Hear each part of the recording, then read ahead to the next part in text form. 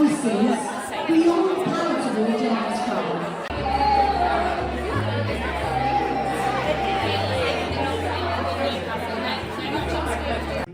So if I can read this without bawling my eyes out, then it's going to be pretty miraculous. Oh my God! Thank you all so much for being here.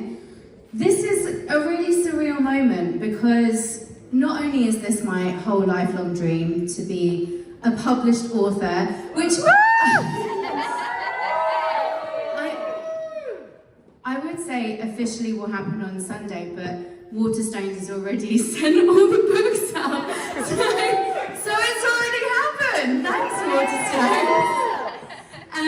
But also to stand here in front of such a glorious collection of my favourite people. And the reason that this event was invite only is because I really wanted to be pretty selective about the people that I wanted to share this experience with. And we're going on tour.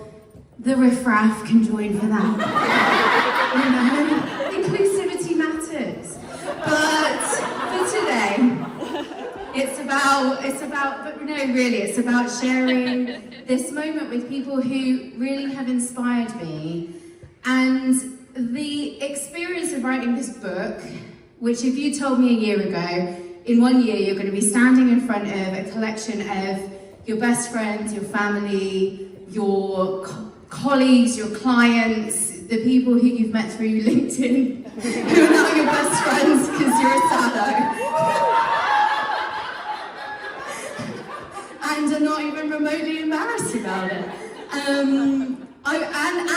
By the way, you're also going to be 5 months pregnant, and you will have written a book in 9 months. I would have been like, that does actually sound like something that I would do. And here we are. But please, if one more person asks me, you're not overdoing it, are you? I'm going to fucking scream. Because I am obviously overdoing it. But to a really, really good reason, and I am going to take it easy after this, I am. But because this for me is so much more than just writing a book, and the process of writing the book, I interviewed women all over the world. I spoke to so many different people, not just women, and heard the same story over and over and over again, which was some kind of iteration of, I'm scared that I'm too much, but I also don't feel like I'm enough. Or, I really want to do this thing, but I'm afraid of what other people will think of me. I'm afraid that they'll think I'm too big for my boots, or I'm too up myself, or I'm too full of myself. And if you have heard me talk about this recently, you'll know that I believe that you must be full of yourself. Because if you're not full of yourself, that means that you're less yourself. That means that you're half empty, or even less than that. And the world needs more full up people, because what I know is true is happy people aren't shitheads. Happy, full up people make other people happier. They spread their light, they shine over onto others. It's the opposite of being arrogant. It's about showing up in your full glory and inviting other people into it too. And that, for me, is really the driving force behind Beyond Palatable, which is so much more than a book. For me, it's much more about a movement that belongs to all of us, because it's all of our stories, and it has never been more important for us to wake up to the magic that every single one of us possesses and get the fuck over ourselves and do the fucking thing, because my good God, have you seen what these twats are doing out there?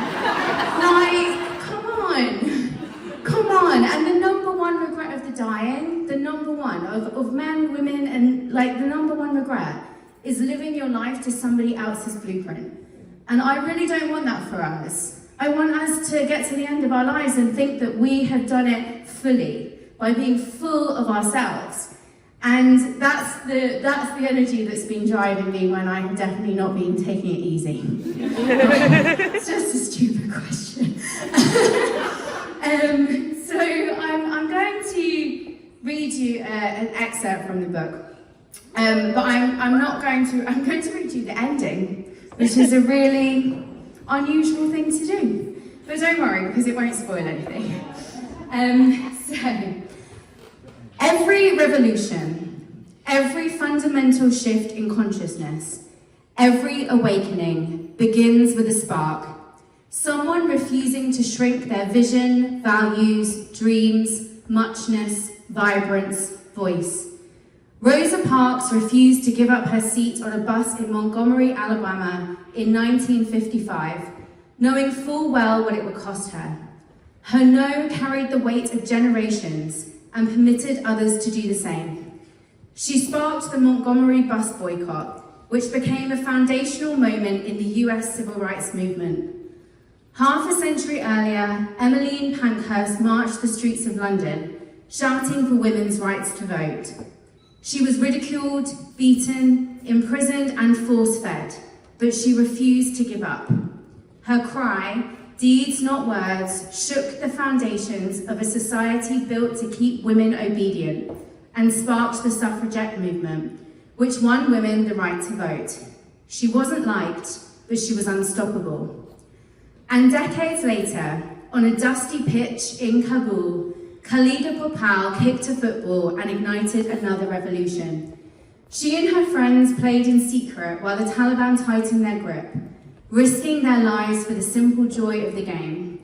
Names were blacklisted and death threats delivered. When Khalida led Afghanistan's first women's team at Ghazi Stadium, where women had been tortured and executed, she felt that every kick was a victory for all of the women who had died and all of the women who had been unable to stand up for their rights. Forced to flee, Khalida Popal rebuilt her life in exile, founding the Girl Power organization to help women find freedom through sport.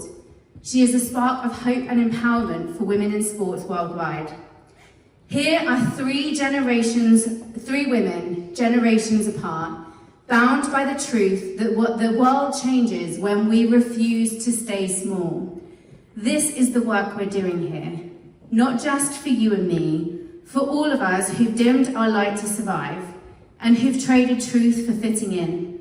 Those of us who have sacrificed our own needs for other people's comfort and those who have been forced into subservience for safety. We're healing generations of women who've been forcibly silenced. I hope you now realize that you can weave worlds with your words, and that the stories you tell yourself about who you are will shape everything you become. I hope you choose passion over perfection, that you stop trying to prove yourself, no longer outsourcing your worth for approval, choosing to be exceptional rather than acceptable. I hope you live to your own beat, free to feel the whole spectrum of what it means to be fully alive. Mostly, I hope you stop apologizing for your voice, your desires, your muchness, your brilliance. Imagine what becomes possible when you channel all that wasted energy into something joyful. And if someone doesn't appreciate you for who you are, fuck them. Other people's opinions are not your problem. This is big, game-changingly important work. Your spark is needed now more than ever. Don't you dare apologize for your voice. Thank you. I was going to do like an exit, but actually I need to introduce the speaker. Thank you so much. So I have asked three women who I admire very much, who for me embody much of this book, to come and do some short... I'm holding one of these bad boys. You know where to find me. So, the first one is an exceptional woman, and I first came into contact with Kemi Gates not that long ago. I was sitting in the audience at TEDx Teesside. The lovely Michaela, where's Michaela? Michaela's event in Teesside, obviously. And I was just blown away by Kemi, who is a spoken word poet. And so I asked her if she would write a poem about self-expression. And she read the book and she said, instead of writing it about self-expression, can I write it about my experience of reading that book? And I was like, I hadn't actually thought of that. That's great marketing. Yes, you may. So I've not heard this poem, and I'm preparing myself already. But can you please put your hands together for the wonderful Kemi Gates?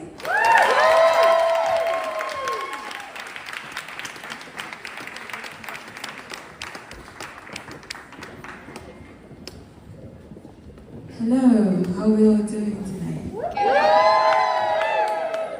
Love the energy. I'm gonna need that all through the 15 minutes of I'm joking. So, my name is Kemi Gates. I'm a spoken word artist, and I got the privilege and the honor to write a piece that's inspired by the book Beyond Palatable. And normally when you do this sort of work, you never know what you're gonna get from the source material, but Sophie, your book is a well, and I really enjoyed the opportunity. So this piece is called Mirrors.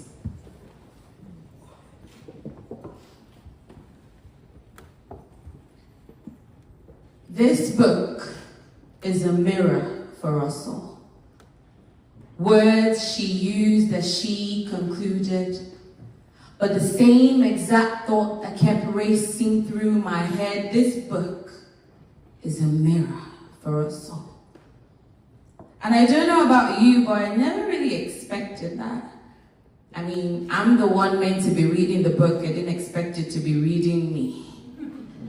I didn't expect to see myself so clearly between these sheets. And I know that paper lacks the ability to reflect, so the reflection I'm perceiving is in the reflections of the one who has written these words.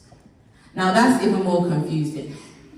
How can this author be my mirror when she looks nothing like me? When our backgrounds couldn't be farther apart, yet she was able to capture me in every single chapter and in every single line. Her shared stories and experiences were so similar and familiar to mine. Could it be that all I've ever known about mirrors is a lie? And that our appearance has nothing to do with our identity? And how I appear on the outside is no indication of who I am on the inside? Who I'm similar to or more compatible with, yet you've gone on to compartmentalize me and box me in based on your interpretation of the image I'm projecting. No, you're projecting. And what about the sides of me that you will never see? The sides of me that are hidden deep within, that even I is trying to question if they even exist. Because seeing is believing, right? And if I can't see me without seeing my insecurities, then what am I left with? Other than an obstructed view, smokes and mirrors that only show shadows of you. So imagine the release when the very beginning of this book starts to clear out all that smoke. All that smoke that has so long obstructed our views. Those point of views and false tales that we've gone on to build the foundation of our identities on. Those false tales we've so long gone to rely on. So that you and me can finally see ourselves clearly. This book really is a mirror for us all. And if you take a sneak peek, you will see that nothing was ever really wrong with you in the first place. And that you were never really broken in the first place. Only your trust was misplaced in broken mirrors. Now, you've been going all around the place believing you have scars on your face, your beautiful, perfect face.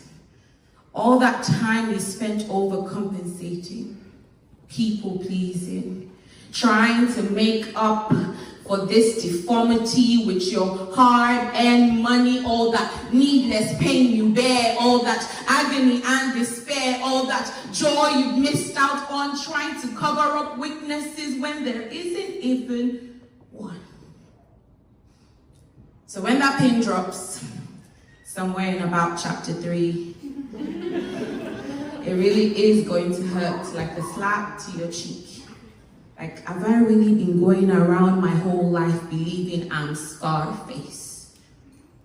And I don't know which is more infuriating. The presence of so many broken mirrors in society today, or the silence of those who were trusted with the truth but decided to be mute while staring me in the face. Like, who do I face? Who do I pick a fight with?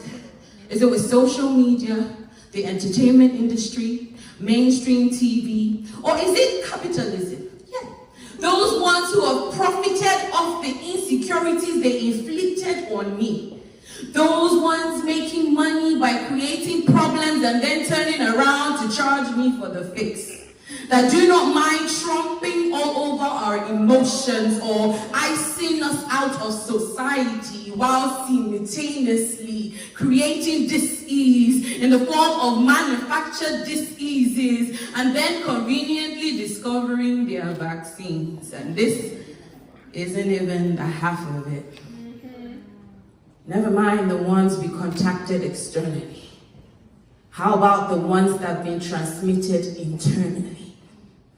Those broken mirrors that cut deep within our genes, that are ingrained in the fabric of our DNAs, that's been passed down from generation to generation, those institutionalized systems of influence, those strongholds that have had strongholds on us even before we were born, or could even choose what we want or want to believe in. As bad as all of this seems, I think I'm hurt more by the latter. You see, I've come to not expect much from this world, but the thought that those closest to me never really saw me or could tell me the truth, that nothing was ever wrong with me in the first place. I suppose it's for the better. It's probably better that I had a part to play, right? That I read the book that led me to the truth. Because the last thing you want to add to this whole mess is an unhealthy dependence on someone else's opinion of you. That you become obsessed with their validation or confirmation of your identity. And maybe we should give some grace to your community. Because half of them were probably blinded by the same things that blinded you. And the other half never really got to see the real you because you never let them see you shine. So your whole tribe is a bunch of blind leading the blind. Like that show on Apple TV, ironically called C. You see in C, only a few had the gift of sight. But this few will much rather hide to survive. Because mankind can be very unkind to those who shine, to those who speak and break the status quo, to those who are brave enough to be bold. And you've heard the saying, it's lonely at the top, and uneasy lies the head that wears the crown. And this couldn't be any more true. Being unique comes with a heavy price too. Stand in the spotlight where everyone can spot what isn't right and the very freckles on your cheeks while they're sitting on their bum cheeks and doing nothing with their talents and gifts. But they'll much rather drag you for being celebrated, for being brilliant and vibrant and multi-talented, for being extraordinary and too extra, too happy, for just being you. And I, out of everyone, knows how that feels. To be a black, neurodivergent, Christian woman who's a wife and soon to be a mom of 2 even before she's 32. I know how it feels to be a full-time chartered accountant and a spoken word artist too. Now let's test that out. How many of those do we have in the room?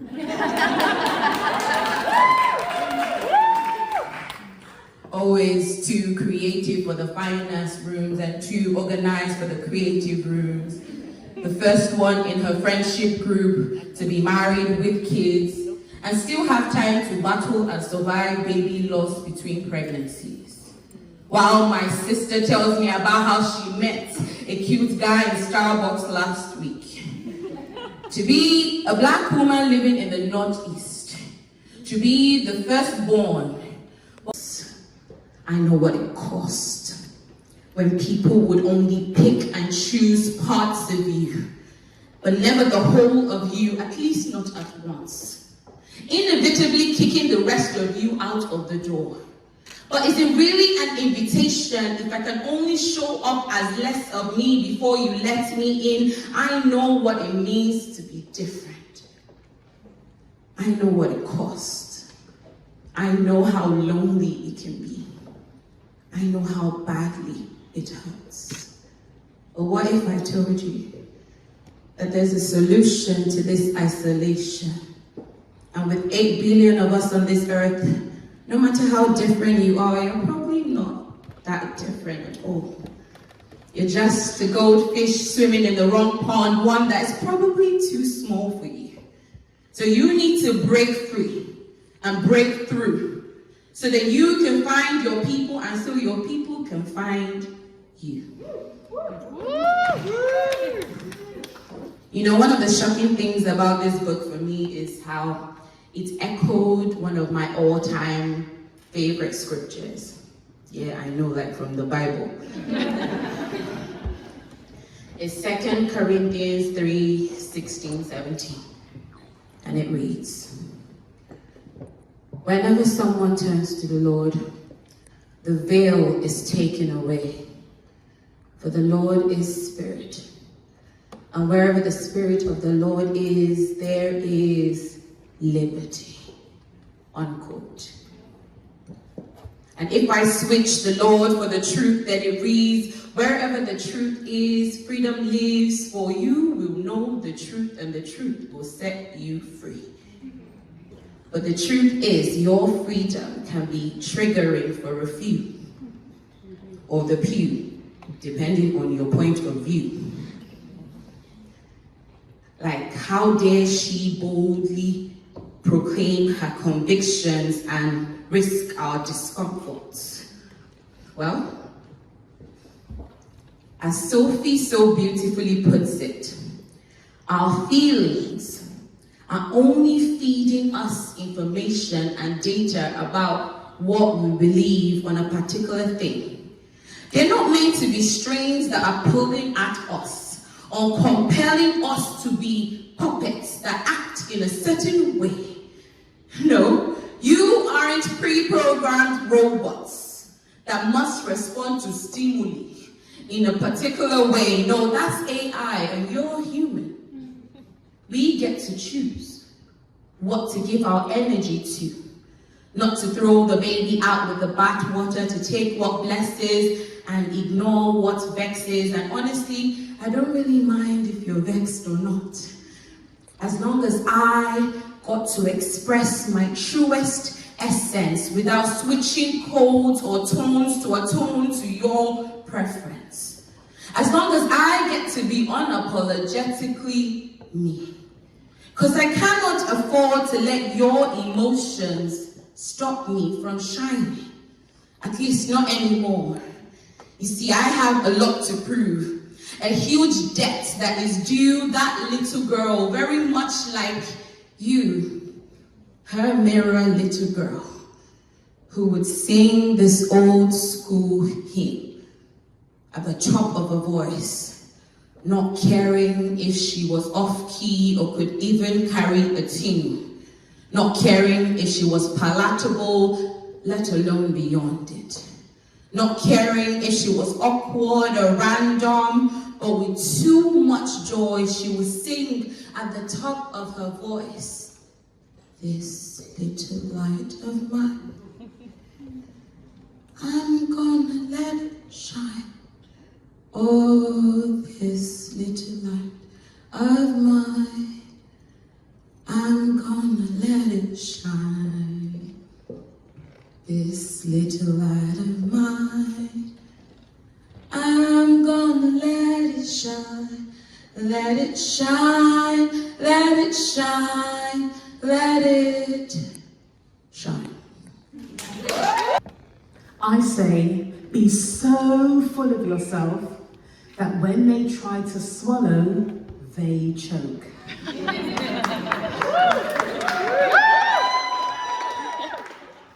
You being too much is necessary in a society that banks on you feeling like you're not enough. When they tell you you're too ambitious, let them choke. When they roll their eyes and say you're too political, how immature, let them choke. When they come with whataboutery, what do? Men! We've been conditioned to believe that too much is a defect.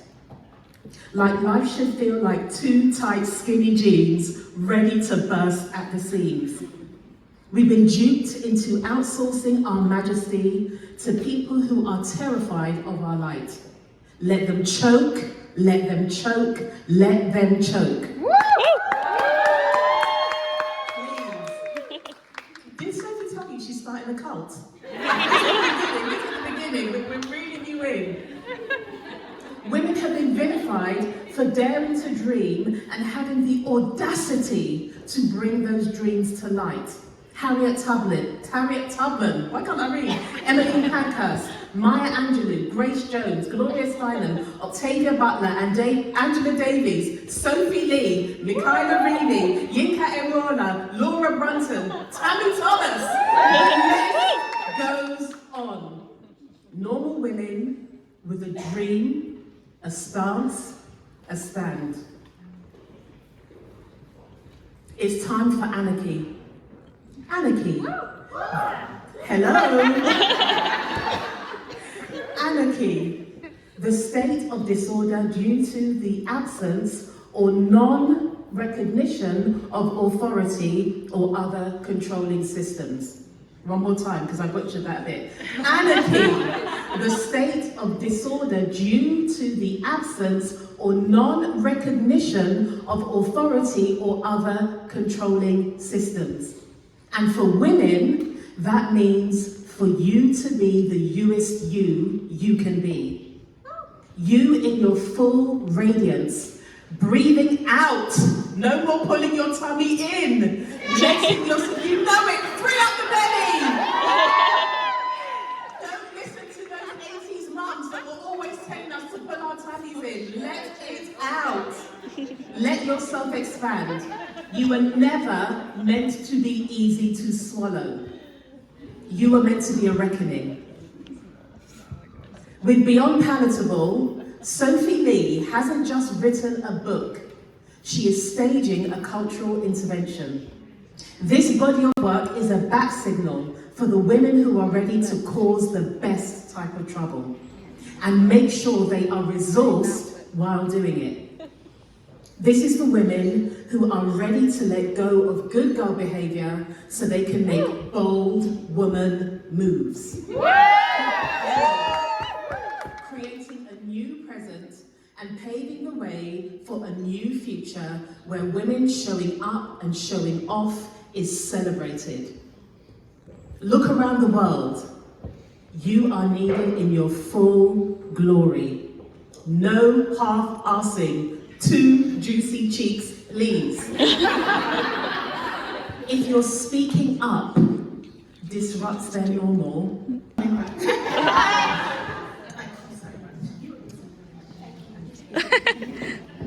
Hi, ladies and gents. Hello, beautiful. I am going to speak to you really quickly today on the topic of living beyond palatable. Now, wave at me if you've already got a copy of your book. Love it. We love it. And everyone who hasn't waved at me yet, Sophie saw. So as not to incur her wrath, please make sure you get your copy before you leave. The first thing I want to say before I share about living beyond palatable is Sophie freaking Lee. You are magic.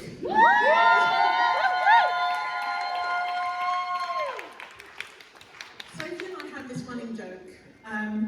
I have had the pleasure and privilege of supporting Sophie in her business over the last few months. It's been a little while now. And in our first session, we were obviously, doing what coaches and coachees do. I christened her with a new middle name. I now know her middle name is Jane. But at the time, I literally, this was me verbatim. I said to her, I don't know what your middle name is, but I'm going to call you Sophie freaking Lee. Oh, I really did. My husband said that. Freaking. I'm going to call you Sophie freaking Lee. And the reason why I'm going to call you Sophie freaking Lee, until you remember that you are Sophie freaking Lee, is because the magic of you is a gift. The magic of you is a gift.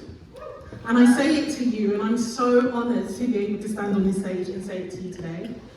But I say it to each and every one of you, and this is part of what is so powerful and incredible about this book. This book is such an incredible opportunity for us to remember exactly who we are, exactly how we get to be, and exactly how powerful we are when we just show up the way that we were meant to. And so, if anyone is in need of any kind of pep in your, you also get to take the middle name of Freaking.